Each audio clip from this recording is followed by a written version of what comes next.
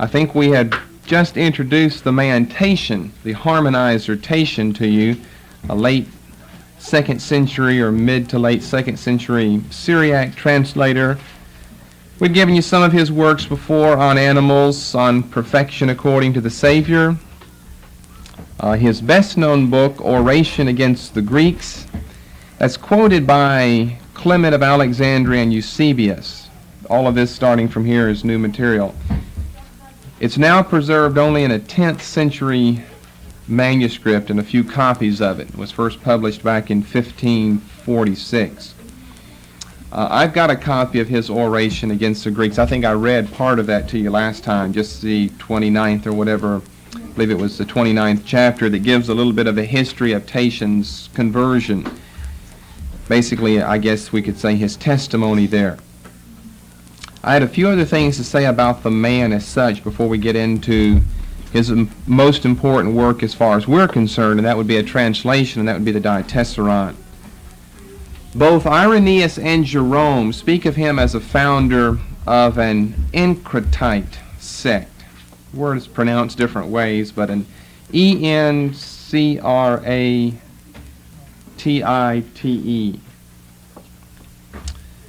Both Irenaeus and Jerome speak of him as a founder of an Encratite, or you could say ascetic. It was an ascetic Encratite sect. That comes from the Greek term for self-control. You probably won't remember that, but it comes from what we've studied recently as temperance in the KJV, or as self-control. Now, the name is not so much to be thought of as a technical name restricted to a specific group of people in time, but it referred to various groups in the early history of Christian asceticism. So it was a form of asceticism. In other words, we're discussing this because then we might ask ourselves the question, do we really want a man like this translating the Bible for us? What are we going to end up with in his translation of the Scriptures if we have someone here who doesn't hold to biblical ideals, biblical virtues in some areas? In what areas were they ascetic? Well, they forbade meats, marriage, and wine. Obviously an ascetic group, an Encratite group. I guess here is where we can speak of Tatian as a heretical theologian. Asceticism in the form of a prohibition against meats, marriage, and wine, according to the Apostle Paul's teaching, who was not a heretical theologian, in 1 Timothy chapter 4 is a doctrine of an evil spirit. So he goes beyond just an error to a heresy. Forbade the eating of meats, forbade marriage, which was probably one of their chief things they forbade the drinking of wine.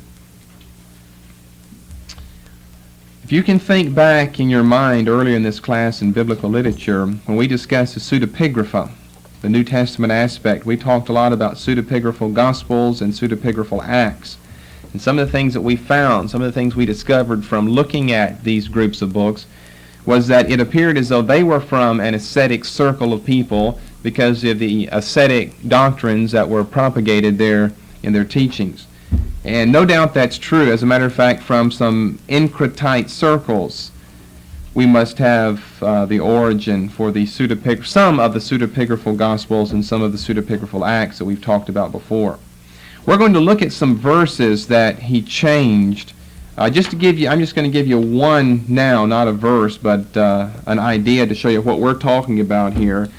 John the Baptist, in the early portions of the gospel story, John the Baptist, according to Tatian, was one who ate milk and honey. Now, what are you familiar with him eating from the gospel? Locusts and honey. But locusts would be, I don't know how you could find too much meat on a locust, but must be a tiny bit there. So that shows you how extreme they are against meat. You can't eat a locust because you might find a millimeter worth of meat on a locust back or whatever. Or at least when you crushed his skull between your teeth, you'd have a little meat on your hands. I don't know, maybe it turned to milk by the time you crushed it up. But anyway, it's good we just had dinner instead of going to have dinner afterwards. Anyway, he changes it to milk and honey instead of locust and honey. We'll look at some other passages. That'll probably be on Friday evening, and whenever we finish this, we're just gonna go through the manuscript evidence for the Diatessaron. Then we'll discuss some of the significance of that, hopefully in the next teaching. Then, now I'm going to give you another. Well, I won't quote it. I'll read this 29th chapter. This is from Eusebius again, his ecclesiastical history. Eusebius, H.E. 429. Book 4, the 29th chapter, a short chapter, the whole thing. Here's where we get some of our information, a large section of our information from Eusebius about this man Tatian, and I think we even will have a reference here to the writing of the Diatessaron. This will give you a better flavor than me just saying anything else.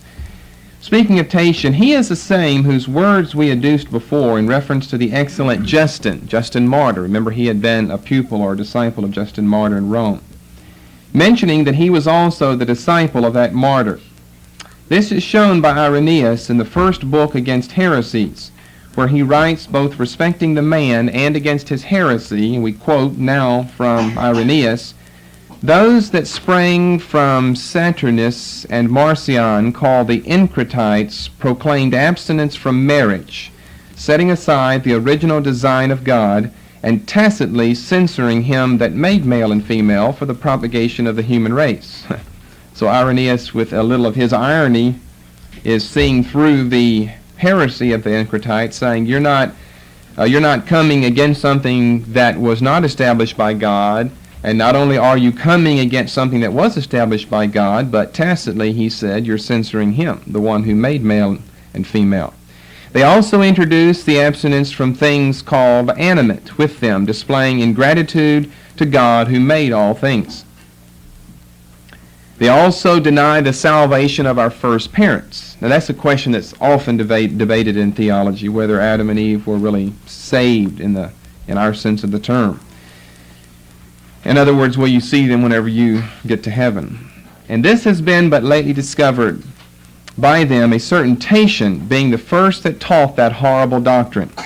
This man, who had been a hearer of Justin as long as he was in company with him, exhibited nothing like this, but after his martyrdom, having apostatized from the church, and elated with the conceit of a teacher, and vainly puffed up as if he surpassed all others, he established a peculiar characteristic of his own doctrine by inventing certain invisible eons. Marriage also, he asserted, was only corruption and fornication. The Bible says marriage is what will stop fornication, but for him marriage was fornication. And he also devised arguments of his own against the salvation of Adam. Thus far Irenaeus then. Now we're going back to Eusebius. A little after, however, a certain man, having strengthened the above-mentioned heresy, became the cause of another sect. These indeed made use of the law and prophets and gospels, giving a peculiar interpretation to the passages of the sacred writings, but abused Paul the apostle, and set aside his epistles, and neither did they receive the Acts of the Apostles.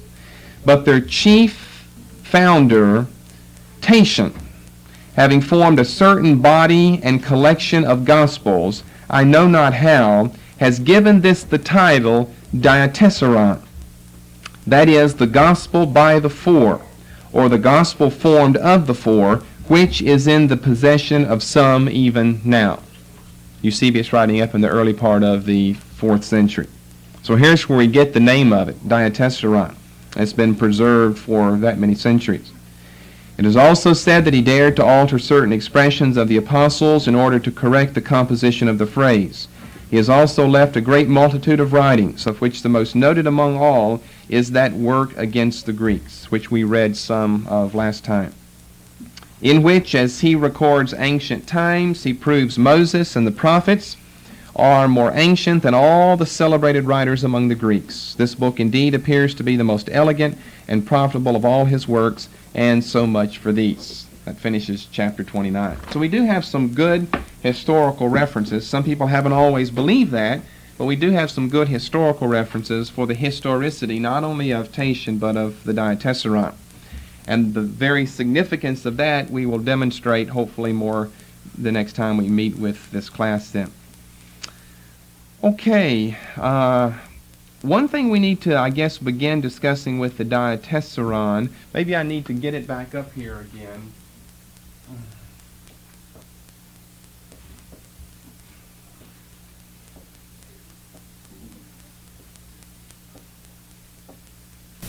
I think I had it up here for you last time, but we'll start over with it. Diatessaron, just like we spell it, but that's what it looks like. What about manuscript evidence for this? I mean, we've been going by some quotations from some others here. What about manuscript evidence? Well, sadly, the Diatessaron passed off the scene centuries ago. And up until fairly recent times, well, we could say all the way up until our day, we've just had scattered translations, but thankfully in the last 150 years or so, more discoveries have been made as far as the Diatessaron is concerned. Let's start looking at some of the manuscript witnesses that we have then. I'm going to go over the early ones just hurriedly and briefly because we want to major on a couple of the more significant and then some of the more recent things that have been discovered about the Diatessaron. First of all, we have it preserved in some old Italian. We're going to kind of work in reverse order as far as importance is concerned.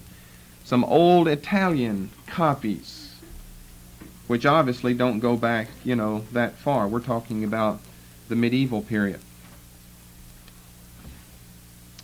Then we've got some, here's how we have it preserved. We have it preserved in some medieval German harmonies, various dialects,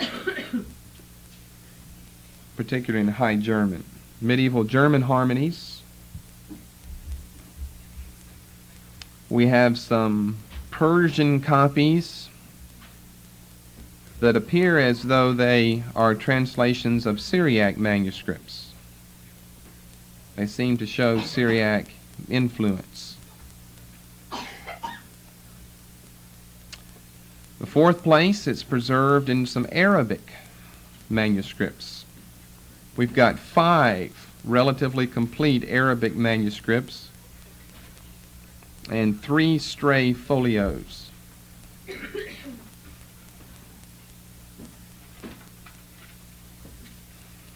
These are found in the Vatican, in Cairo, Oxford, and Beirut. I think the Vatican has a couple of those, in Cairo, Oxford, England, and Beirut. Those last ones didn't get hijacked by now.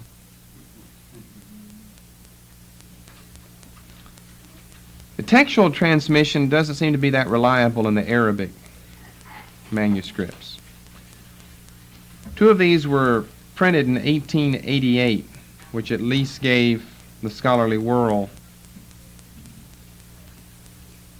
the benefit of having these in print. Someone has to take it from just being on the old scroll. Only so many scholars can be seated and bending over that, looking at it at the same time. So you like to get it in print so that you can have copies of it spread over the world. So at least that seems to show then the historicity of the Diatessaron. The 5th place, we have medieval Dutch manuscripts, one that was discovered fairly recently in 1923. Medieval Dutch manuscripts. But Dutch is not exactly an ancient language.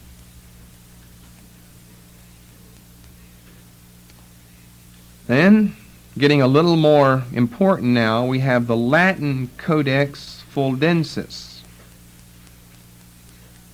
Fuldensis. The Latin Codex Fuldensis. Now, this codex contains the entire New Testament. But of course, with the Diatessaron, we're only concerned about the Gospels. That's all that Tatian did, the Gospels.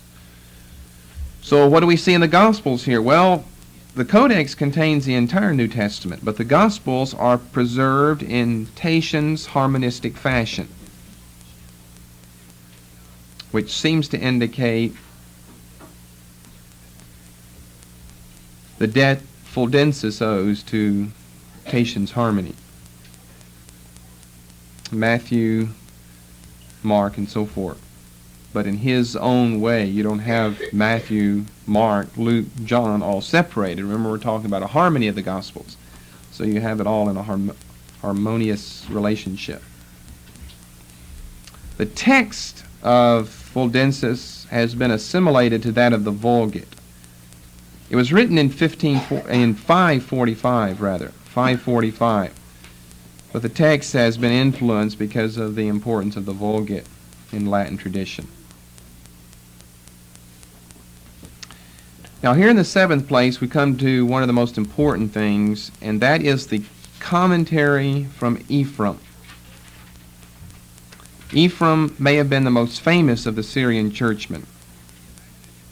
He has many prayers, homilies, poetry, much of that is still extant, and a commentary on Tatian's Diatessaron, Ephraem. His name is spelled a little differently than what you're accustomed to from the Old Testament. Ephraem, Ephraim. Probably the most famous of the Syrian church writers. Now, to have written a commentary on someone else's harmony of the Gospels is not to have written a commentary on the Gospels, but on that man's arrangement of them, which just shows how important the Diatessaron was here in the 3rd and 4th century. And it shows how fond Ephraim, the church writer, must have been to actually have spent the time writing a commentary, not so much upon the gospel, but upon someone's harmony of the gospel, writing a commentary on his arrangement. Probably written somewhere around 350, and written in Syriac. Obviously by Ephraim, written in Syriac. The problem with Ephraim's commentary is that it was lost. It was lost for centuries, but it was preserved in 2 Armenian manuscripts. There seems to have been a big connection between some things going on in the Syrian church and the things going on in the Armenian church. So Ephraim's Syriac commentary on Tatian's whatever language we'll get to later on, Diatessaron, was lost, but it was preserved in 2 Armenian manuscripts. However, they only date back to 1195 A.D. Now this begins an interesting story, and I'm only going to tell you the outline of it right now, and I think on Friday I'll tell you the whole story here. It begins an interesting story concerning these Armenian manuscripts and translations and publications of this. 2 Armenian manuscripts that date back to 1195 that seem to have essentially the same text, as though one were based upon the other, or as though both came from the same original source. Written in Armenian. Now the Armenian text of one of these was printed, or published I should say, by the Mekitarists. This was a Christian monastery, group of Christian monks. The Mekitarists, Mechitarists,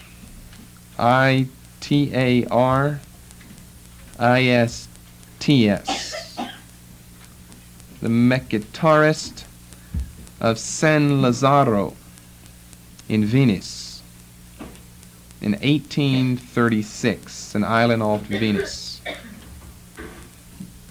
You don't really need to have down San Lazzaro if you have down Venice.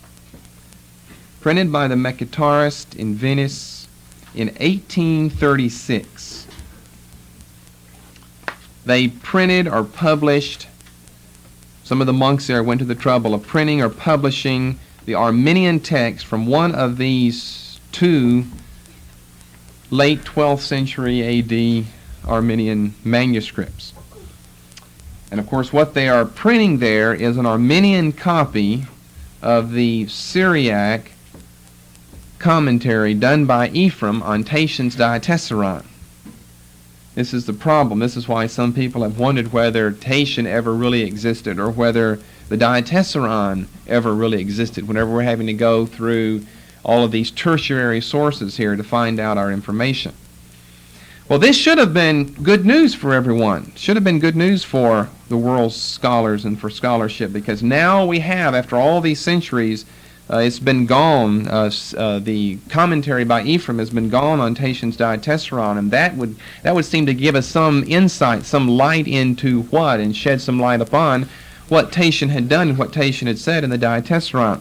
However, the problem was the vast majority, it's still true today, but the vast majority of Western scholarship was unfamiliar with the Armenian language. Therefore, just because you brought this out in public now and is on the printed page, since it was written in Armenian, who in the United States or who in England or who in France could really read that? Very, very few people could. So although it was made available to the scholarly world, it went unnoticed. It went unnoticed entirely because no one could read Armenian. So the Mekatarists did something else, using both of these Armenian manuscripts, both dating from 1195. They gave us a Latin translation. See, in the other way, they just printed the Armenian as it existed in the manuscripts. Now they're translating from Armenian to Latin in 1841, 5 years later, in 1841. But due to various problems, it was not published.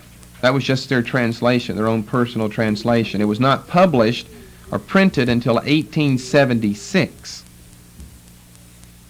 40 years after the publication of one of the Armenian manuscripts. Now this caused probably the greatest stir in Syriac studies in the last century. In 1876, the publication in Latin of an Armenian manuscript, which was an Armenian translation of Ephraim's Syriac commentary on Tatian's Diatessaron. Why cause such a great stir? Well, people in the Western world, scholars in the Western world, were very familiar with the Latin language. Therefore, the Latin presented them with no problem at all. Therefore, they could get into the Latin and through the Latin into the Armenian if need be to make sure the translation was okay, and then work your way all the way back to a hypothetical reconstruction of what the Syriac would be of Ephraim's commentary, and then work your way through that back to Tatian's Diatessaron. The best surprise in this whole story, however, just occurred a few years ago in 1957, when a large portion, approximately 3/5 of the Syriac original of Ephraim's commentary has come to light.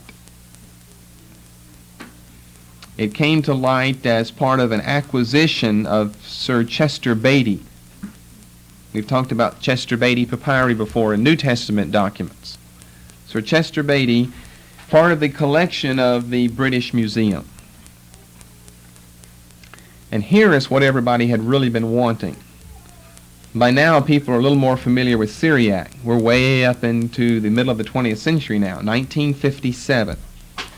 The Armenian was only so good, A, because most people couldn't read it, and B, because it only goes back to manuscripts that date from 1195. And besides that, it's a translation. C would be a translation then.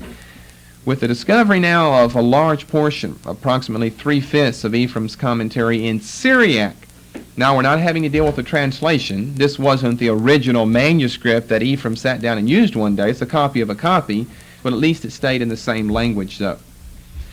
It came to light in 1957. It was published in 1963.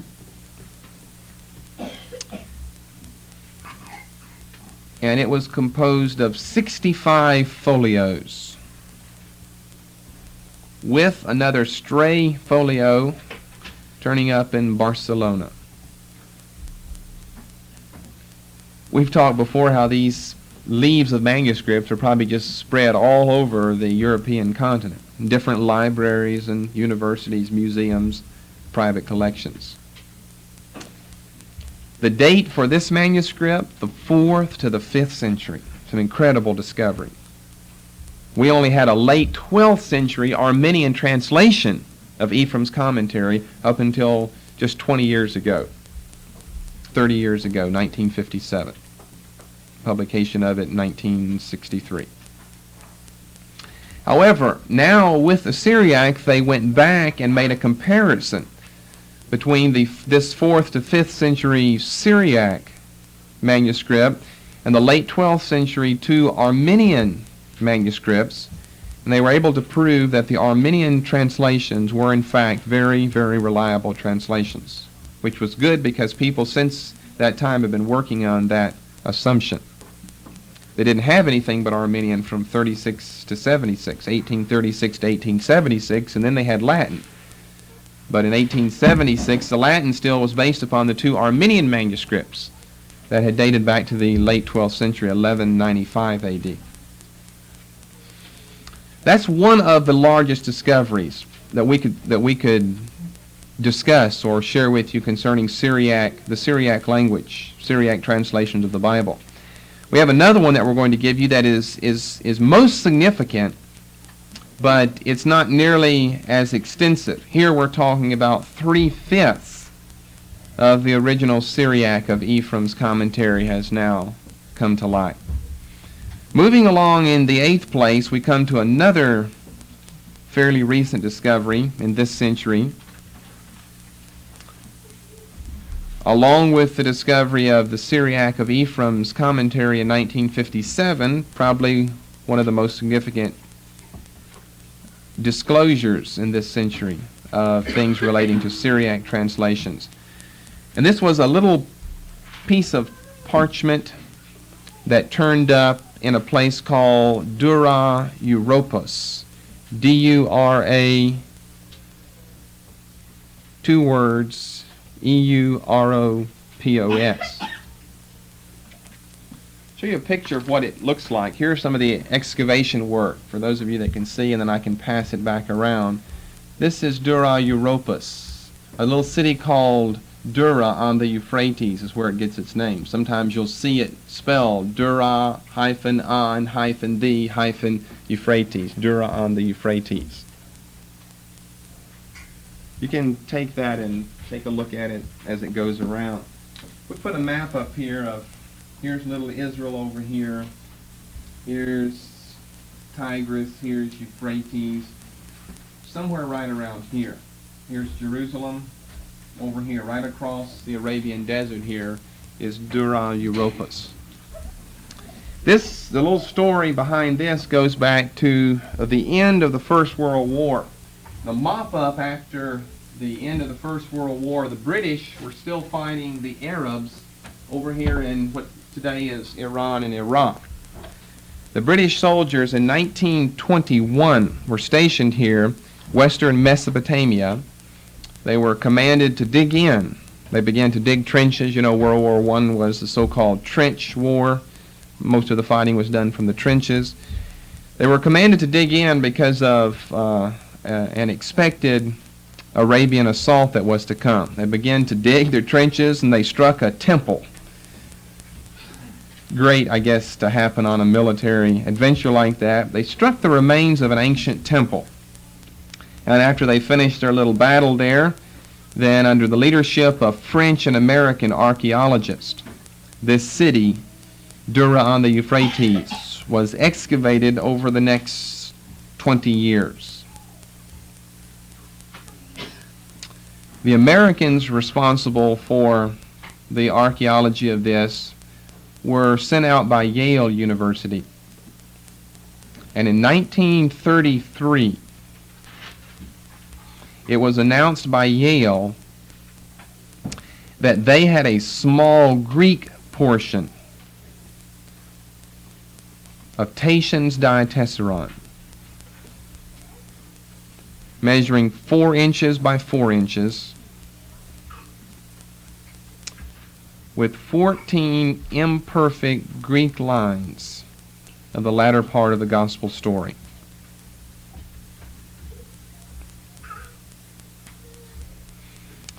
What makes this so significant? Well, 2 things. First of all, it was in the Greek language. Greek's an older language than Syriac. That right away raises the question concerning the original language in which Tatian wrote the Diatessaron. Was it in Syriac or was it maybe in Greek? Remember, he was one, we gave you a little of his history last time, who traveled all around the Roman Empire. And he was imbued with Greek thought and Greek rhetoric. He was really caught up in that. That was his life to begin with. So he's obviously very familiar with, very conversant in the Greek language. And here's the only portion that we know to exist down to this day of Tatian's Diatessaron in Greek. A little 4-inch by 4-inch slip of parchment or vellum, 14 imperfect lines. By that I mean on the left-hand side of the piece of paper, some of the letters are marred. What we're going to do is I'm going to show you what was on this. You can copy this down, and this shows how, somewhat how it was put together. That might even be too close to fit the whole thing on there. Well, we'll work with it from the top to the bottom then. Now, everything that's in brackets up here, remember what a harmony is. You don't have Matthew, Mark, Luke, and John. You have Mark, Luke, John. You have the whole thing all run together. Everything in brackets here would be something that was over on the left-hand side of the piece of paper, this 4-inch by 4-inch piece of paper. And therefore, that's what we're going to end up with the thing that's marred here. You can see right outside of the first brackets here, we have 2 E's, Zebedee. We have the end of Zebedee.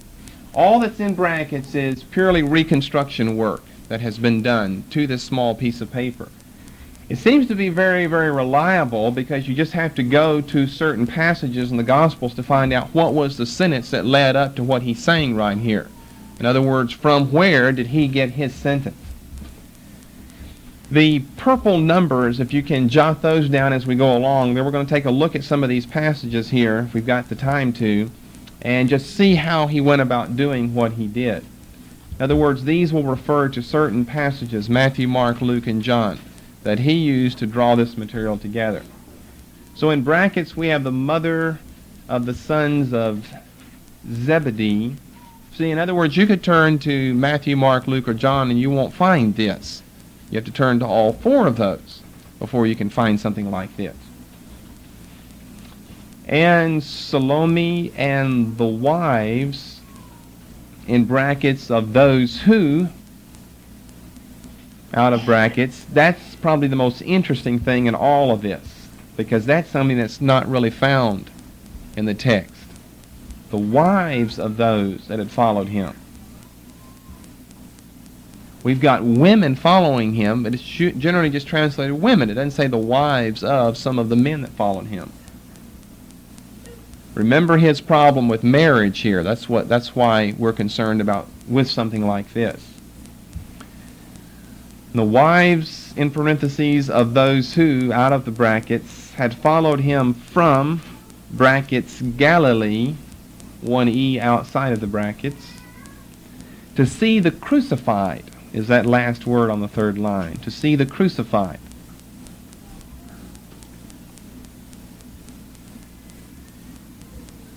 Very important for Tatianic studies because it's the only Greek portion that we have of the Diatessaron, 4 inches by 4 inches. You know, we've spent so much time in this biblical lit class, it makes you wonder how many thousands of manuscripts are just underneath one little block that needs to be turned over there in the Mesopotamian Mediterranean world before we've got this tremendous discovery on our hands. And brackets, the day, end of brackets, was preparation. That preparation is a technical term. You almost could have that capitalized. Probably be better to have it capitalized. I didn't. I was in a hurry to write all of this down. Preparation was a technical Jewish term just for that, the preparation for the feast period. Semicolon, the Sabbath was dal, then in brackets, ning, period, and when it was evening on the, back to brackets, preparation, then he explains preparation, that is the day before the Sabbath. We're up to number 6 now on scripture references along there. brackets, there came, into brackets, up a man, brackets, being. Those of you looking, you can tell some of these words are split in the middle. Into brackets, a member of the council from Arimathea, a city, one letter bracketed, I, of Judea, first four letters bracketed, by name Joseph, last four letters bracketed. Generally referred to as the Joseph of Arimathea, Diatessaron fragment. That's kind of what this is all about here, is Joseph of Arimathea. Good, first O bracketed, and righteous, from G to S bracketed, being a disciple of Jesus, but secretly, mid four letters bracketed, for fear of the Jews, J-E-W bracketed, and he was looking for the bracketed kingdom, from I to M bracketed, of God.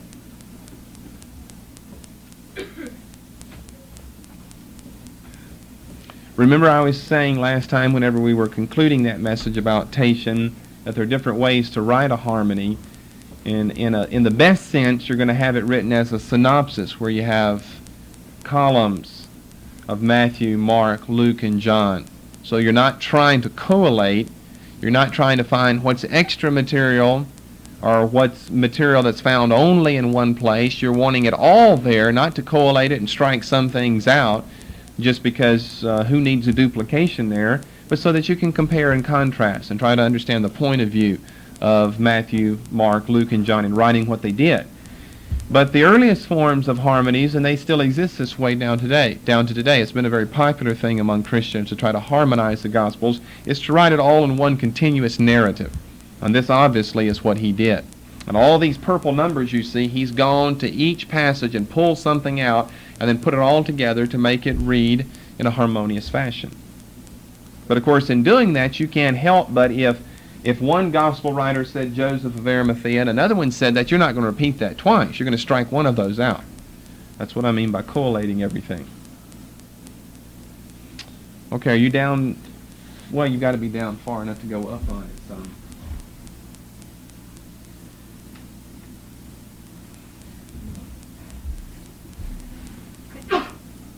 And he was looking for the kingdom of God. Last sentence, this man had, bracketed, not consented, C-O-N bracketed, to their, bracketed, purpose, U through E bracketed. This man had not consented to their purpose.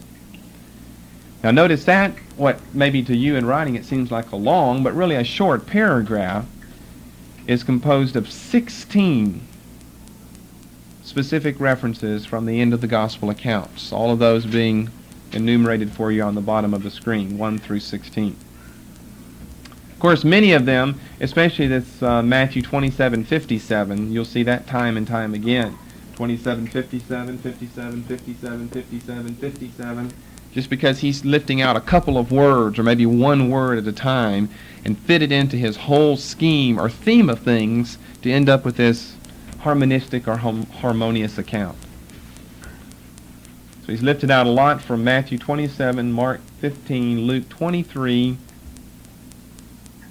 and only a little bit from John's Gospel in chapter 19. Most of it there from Matthew and Luke. You can just notice by the references there, most of it from Matthew and Luke.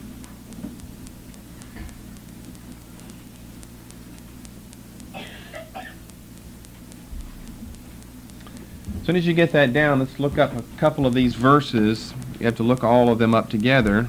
A couple of the significant ones, like the Matthew 27:57.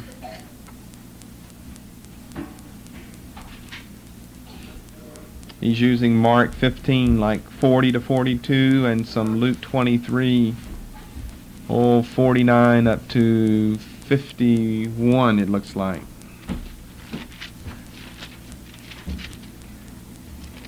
Matthew 27, the first thing he has is 56. That's how it starts off there. Then you get in there to 57, Matthew 27:57. When the even was come, there was a rich man of Arimathea named Joseph, who also himself was Jesus' disciple. He doesn't have all of that. He took a lot. We go back and forth to Matthew 27:57, but he doesn't even have all of that. Over Mark 15:40 and verse 42.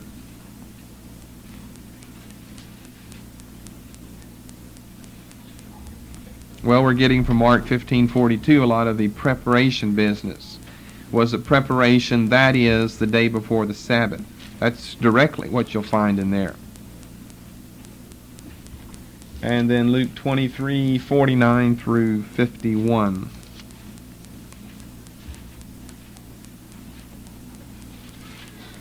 Well, we get here that Joseph was a good man and a just man.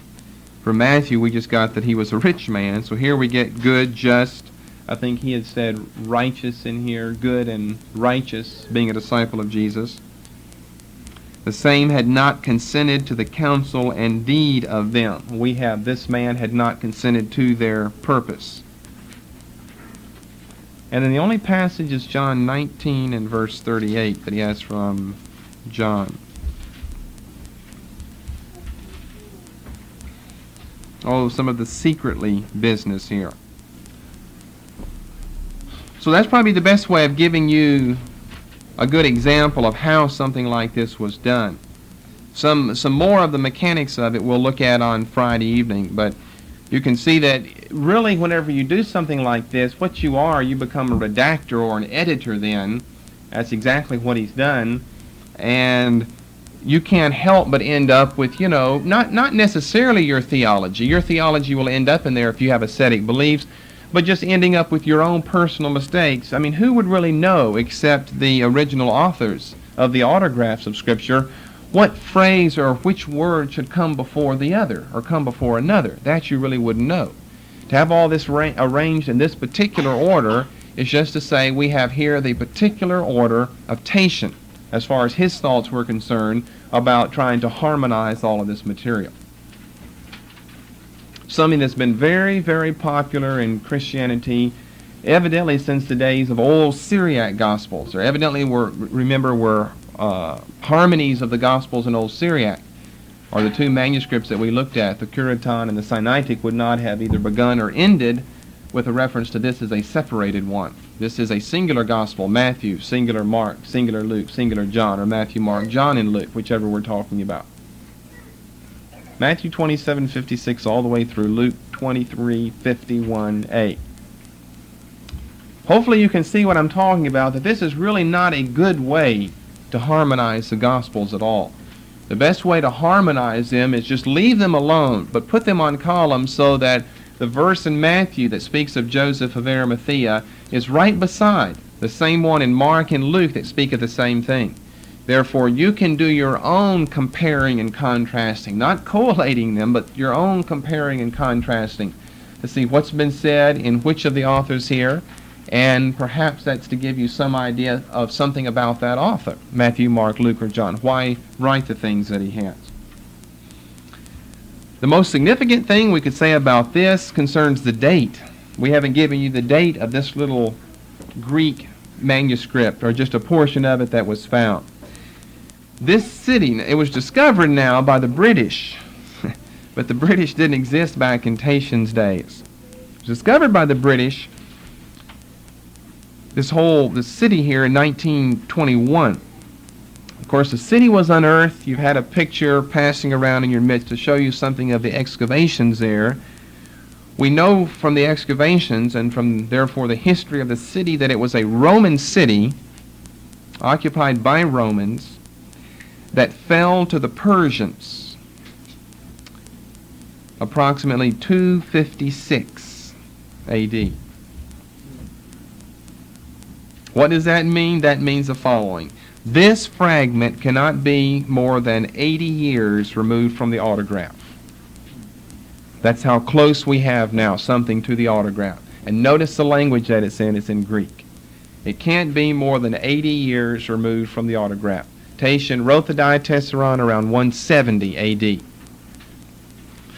This city fell. This manuscript was there, and it ends up remaining there until the 20th century.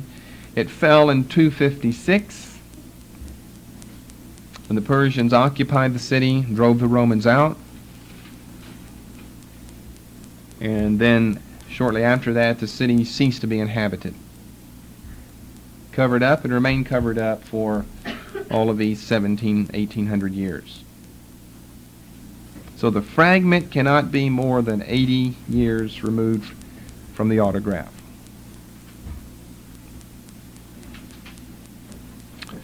Have we been going a full hour already?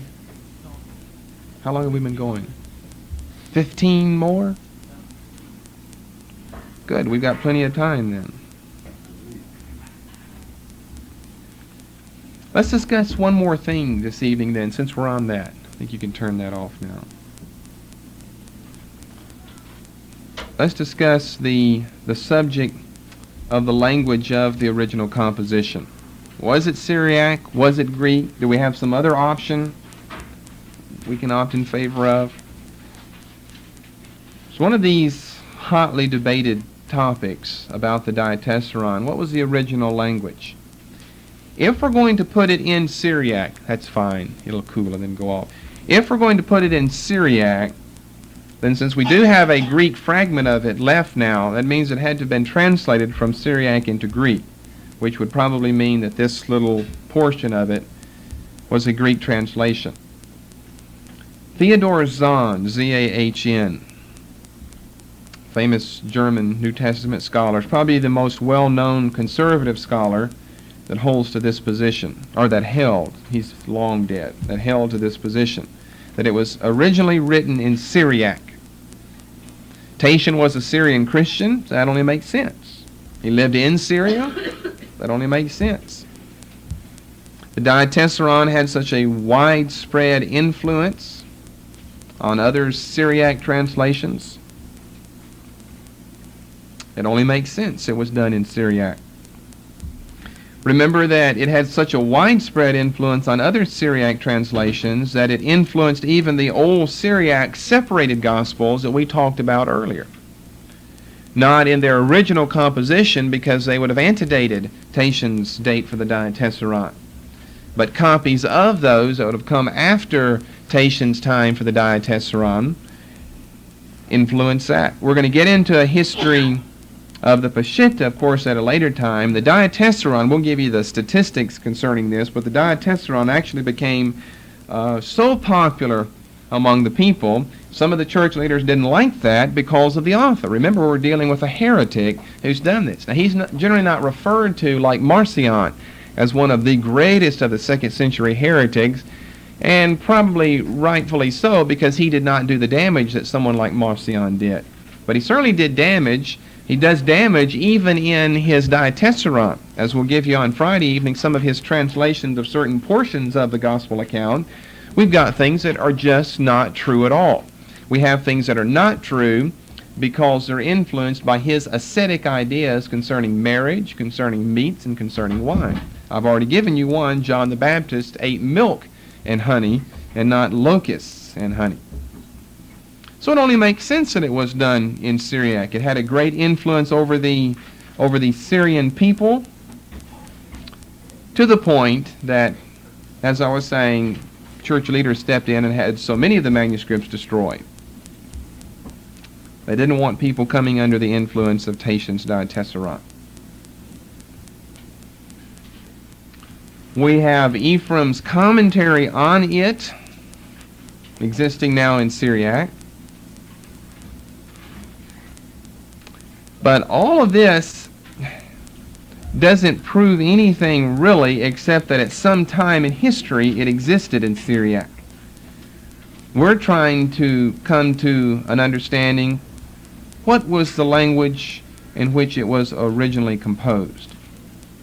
No one would argue with the fact that the Diatessaron at some time in history existed in Syriac. It would have had to have. But did it exist in that language originally? Well, not necessarily based on any information that we've given you so far, not necessarily on any information that anybody knows.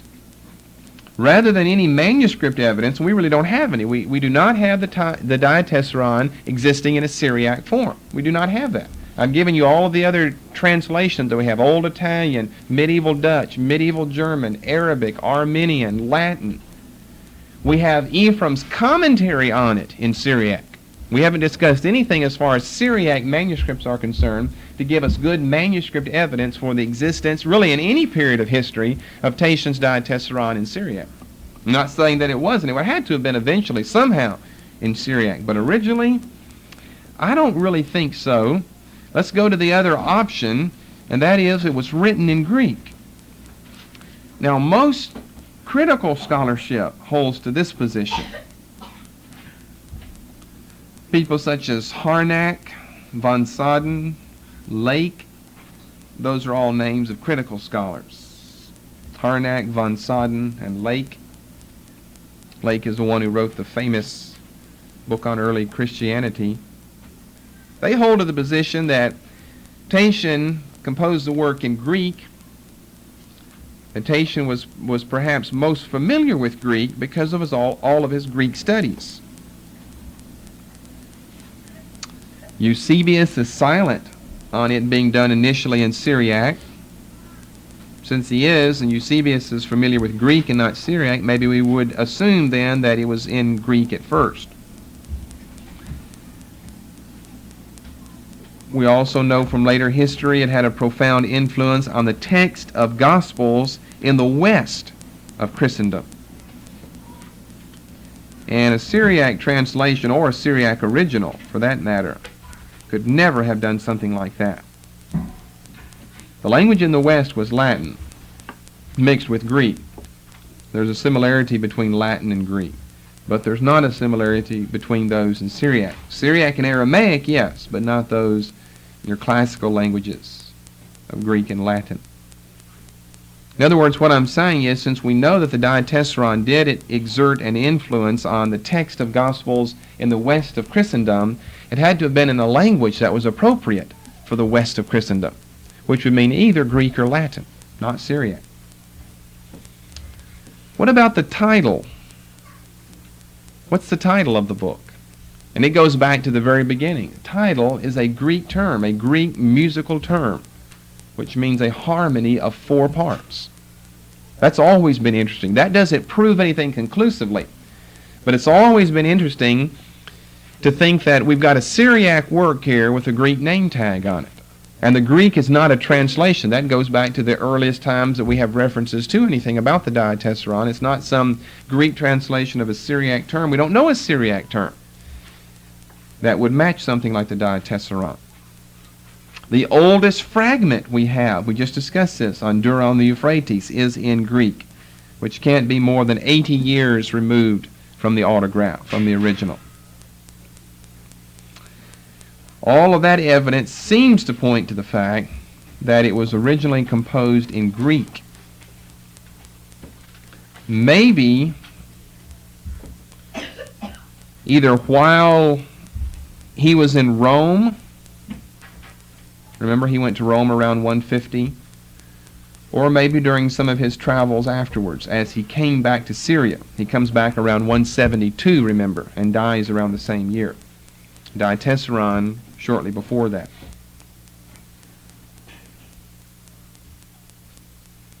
I read you from H.E. 429, Eusebius' Ecclesiastical History. Tatian arranged a kind of joining together and compilation of the Gospels, I know not how, to which he gave the title the Diatessaron. It is still to this day to be found in the hands of some. See, since Eusebius says it in that way, we're probably to understand by that he's talking about Greek. It is still in the hands of some to this day. If it's in the hands of Syriac, probably it won't do Eusebius any good, and he's writing from the point of view of Christians with whom he is familiar. So, we're probably talking about something done in Greek and evidently later translated into Syriac, and then could have been commented on in 350 AD by Ephraim, the Syrian churchman, in Syriac, and in Syriac commentary. There is one other option, and that is Latin. That would be the only other option we could have. It was a suggestion by Burkitt, Professor Burkitt, an English professor, lived up into, I don't know, the first 3 decades or so of this century. Burkitt, I think I mentioned him back in the first tape or second one of the early messages here in our Syriac studies. He's the one to whom we owe such a large debt for all of this Syriac study and business that has gone on at the beginning of this century. He was the type of professor who loved to study off the beaten paths topics of early Christianity. And Syriac translation of the Bible would certainly be considered off the beaten path. That's not something everybody was thoroughly versed in. And you have to have a few, I don't want to say weird, but a few different scholars like that who want to study something that's not just been thrashed and rehashed all the time, get into an area. Whoever studies Syriac translations? Nobody really ever has. So he did. And he came up with the conclusion that probably not in Syriac, although Tatian was a Syrian or an Assyrian Christian, probably not in Greek. Of course, he didn't know about all of these important discoveries of this fragment on Dura of the Euphrates, but he did know about the title of the work, a Greek musical term, Diatessaron. He said Latin. He was one who liked the Latin language a whole lot. Maybe that's why he said Latin. Maybe that's not fair to say that of him, but we really don't know any other reason why he said that or why that was a suggestion of his. There doesn't seem to be any basis for this having originally been written in Latin. So our suggestion will be, along with most of critical scholarship, it seems like, and maybe some really modern conservatives. The older conservatives went for the Syriac language, more mysterious, more mystique surrounding it than Greek. Probably it was written by Tatian in Greek, translated into Syriac. Whether that was done by Tatian himself or someone else, that we do not know.